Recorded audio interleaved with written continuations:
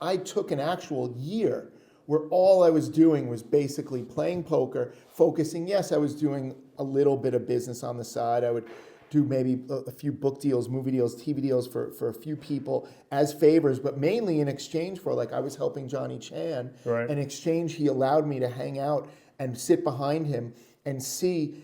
I was maybe playing on 3 levels where most people were playing on 1 level. So yes, I was better than the average player. But I always like to say, just because you can beat all your friends at chess, that doesn't make you a grandmaster, right? It just makes you better than your friends who are maybe not that great. So we'll get back to Johnny in a second because I'm curious about that as well. So I know that how meticulous that you prepare for the main event every year, right? So you took a year. What was that year like, and how did you prepare? Is there any tips for players preparing for this? Well, I mean, I knew I wasn't the best player in the world. I knew that I was outclassed in experience and all the skills that they had. And so part of why I would sit behind Johnny and watch him play against the best in the world was then I could see, okay, maybe he didn't teach me a lot, but he was so kind in allowing me to hang around. And this was in LA, where so many of the best poker players at that time were playing in LA. It wasn't, Vegas became kind of the hub, but at that time, this is in the early 2000s, LA was the poker capital of the world. Now, how did you connect with Johnny? What was the connection? I tracked him down because I was such a huge fan. Yeah. Poker players were just becoming celebrities. I was an agent for celebrities, if you want to call it that. I was an agent for actors, writers, directors, some athletes and artists, music. But I knew that poker players were going to become these celebrities, kind of like NASCAR drivers.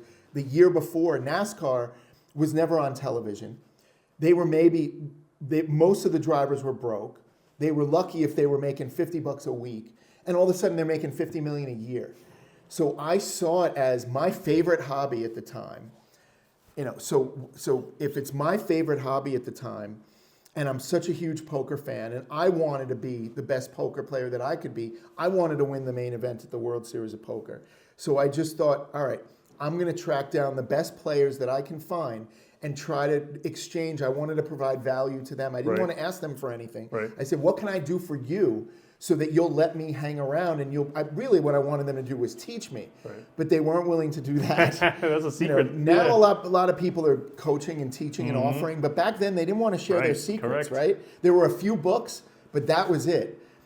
All the information is available now, so anybody who wants to be a great poker player can be. Back then, you could not necessarily be a great poker player just because you wanted to be. Pre-internet, post-internet. Right, right. The internet was around, but there were no videos. Yeah. There was no, it was the beginning of everything. Right. It was the beginning of the boom. It was right when Chris Moneymaker won, and so it was between 2003, 2006, and so during that time, I just said to them, listen, I will be your advisor, agent, whatever you want to call it, book deals, TV deals, movie deals, whatever you need me to help you with.